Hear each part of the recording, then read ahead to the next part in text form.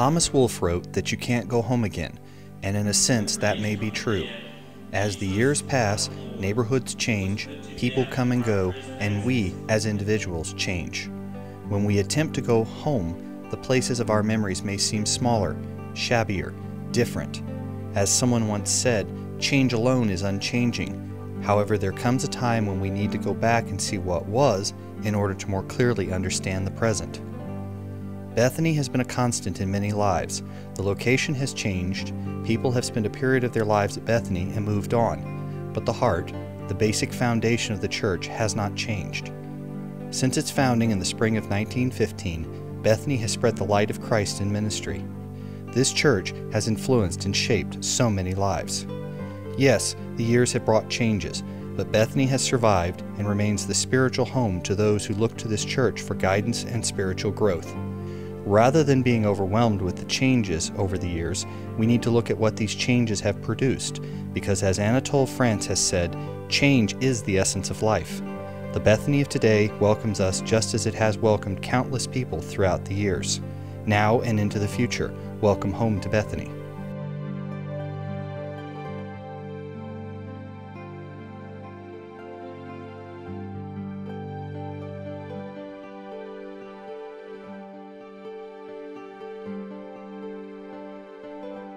Bethany began in Atlanta on Bankhead Highway in an area originally known as Johnson Switch and later as Grove Park. The area was once called Fortified Hills because of the heavy fortifications built for the Battle of Atlanta. Grove Park, developed by Dr. E.W. Grove, who'd make Grove Chill and Fever Tonic, was a great place for families. The streets were planned so that every house faced a beautiful park-like area. Grove Park, well, that's where I lived all my life. It was a great place to live too. I went to Lena Cox School, and that was off of Westlake where we lived. And several people have asked about Grove Park and what it looked like and what it was like living there. And the streets were named after the builders' daughters. It wasn't uncommon to talk often about coming up from Emily and going around on Matilda, and it was a fun community where we lived. And when I think of all the joy that we have had coming to Bethany, I cannot describe it. Yet one important thing was missing. There were few Methodist Episcopal churches.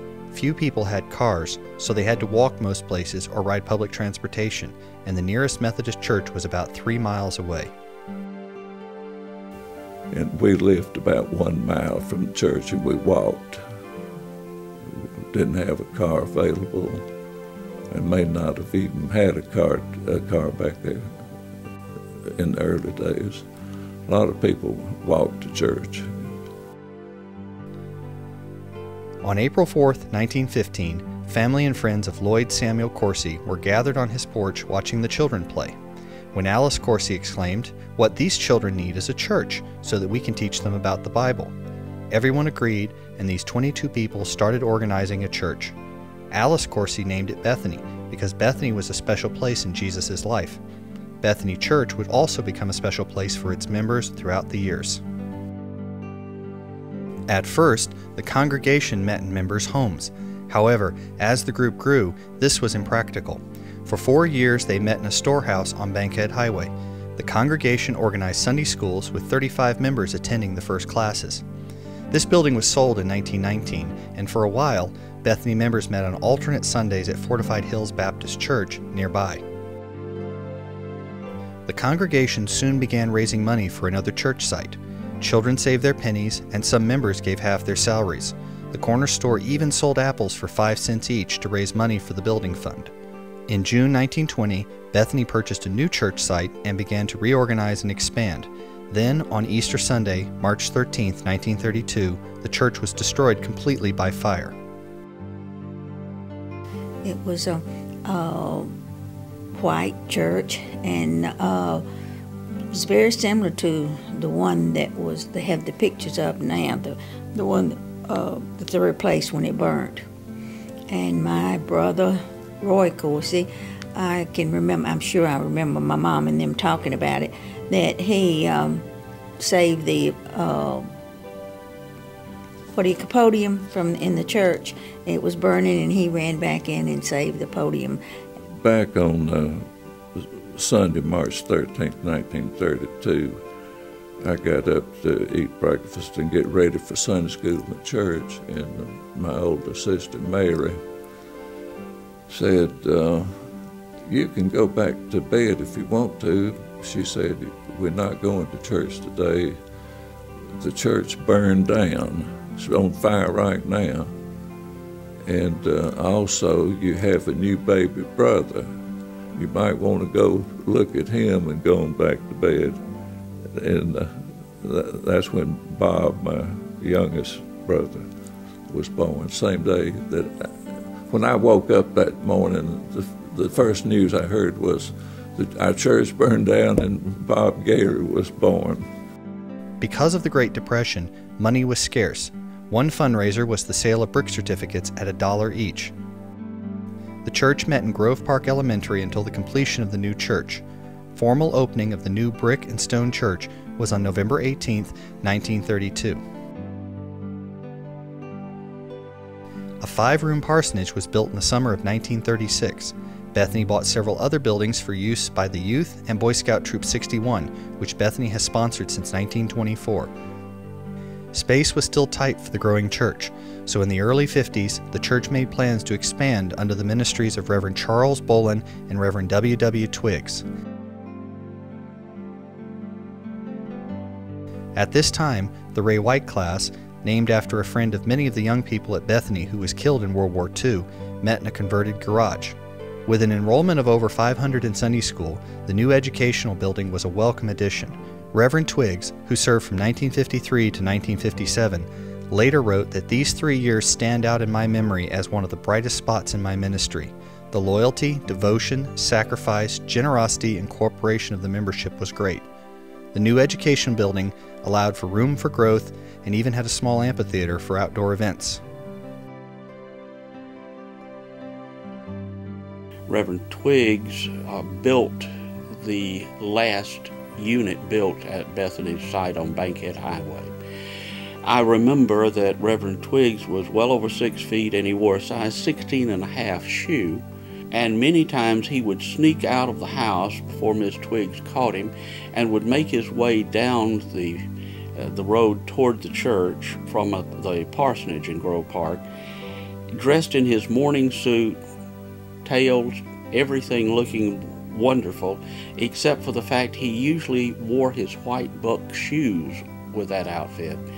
And with a size 16.5 shoe, the children would gather in front of the church and watch his feet flash as he came down the pathway, and wondering how anybody with such large feet could walk without tripping. For a while, the church did well, but near the end of Reverend Twiggs' ministry, the neighborhood grew steadily worse. In spite of the efforts of Reverend Clyde Smith and Reverend Dan Maxey, membership continued to decline as the neighborhood declined. Money became even tighter with less members, now only about 60 families. So Ross would call me on Monday and say, "How much money did you put in the bank?" And I'd tell him. He said, "Okay." And maybe that'd be enough, maybe it wouldn't. I got a call 2 or 3 different times over the years. "We got to pay the preacher tomorrow. We don't have enough money." So I'd call Ray Gary, and George Johnson, or Bilderback, and Ross, and call Ralph Corsi, who had a little business down in Atlanta. We'd see who could scrape up some money. We'd make a few middle-of-the-week contributions, put them in the bank, and we'd get up enough money so Ross could write a check to the preacher.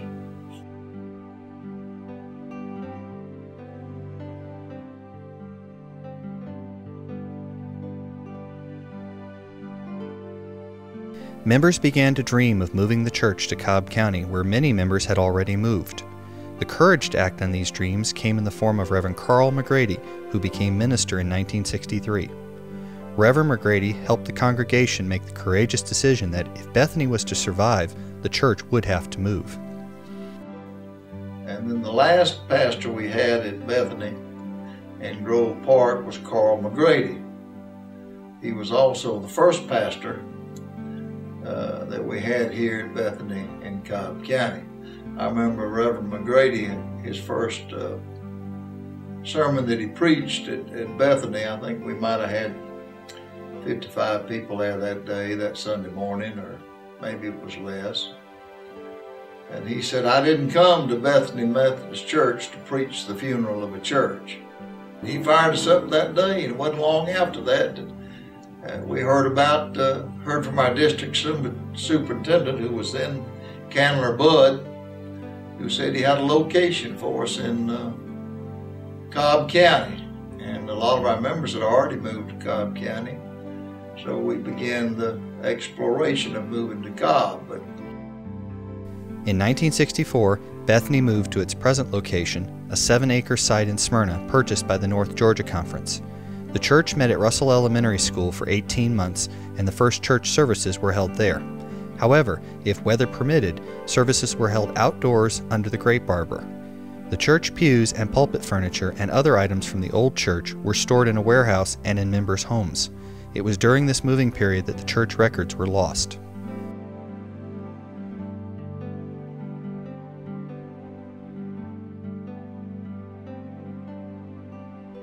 Under the ministry of Reverend Carl McGrady, groundbreaking at the Smyrna site was on April 4, 1965, on Bethany Methodist Church's 50th anniversary.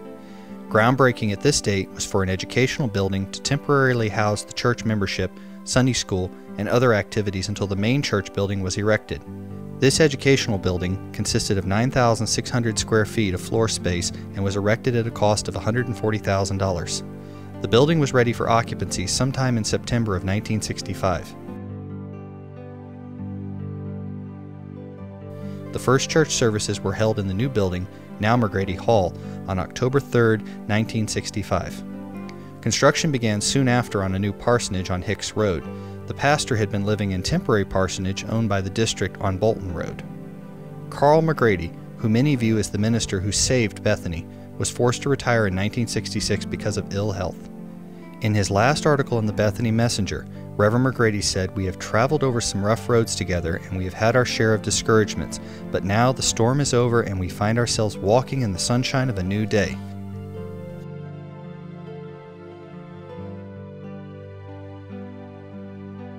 Subsequent buildings were added one at a time until the complex we have today was completed. A softball field, recreation, and tennis court was built in the mid-1960s. Just before the sanctuary was constructed in 1970, the area was cleared and the old grape arbor was torn down by the men of the church and Boy Scout Troop 61. The sanctuary was completed in 1970 and had a value of about $300,000, including furnishings. At this time, there were still 2 living charter members, Ralph Coursey and Gussie Gary. Reverend Noel Swanson was the pastor at the time. Reverend Charles Boylan, a former pastor, was guest preacher at the consecration service. In this new location, often referred to as the Promised Land, Canaan Land, or the Church at the Crossroads, Bethany began to regain members. Over 200 members joined during the ministry of Reverend James Weldon in the early 1970s. The 70s brought many changes. In 1973, the Women's Society of Christian Service and the Wesleyan Service Guild combined to form the United Methodist Women. During Reverend Herb Chisenhall's ministry in the latter half of the 1970s, the bell from Old Bethany was placed in the courtyard and ground was broken for the third and final part of the church, an education building. Shortly after Reverend Sanford McDonald became minister, the education building was completed at a cost of about $400,000 and provided room for future growth.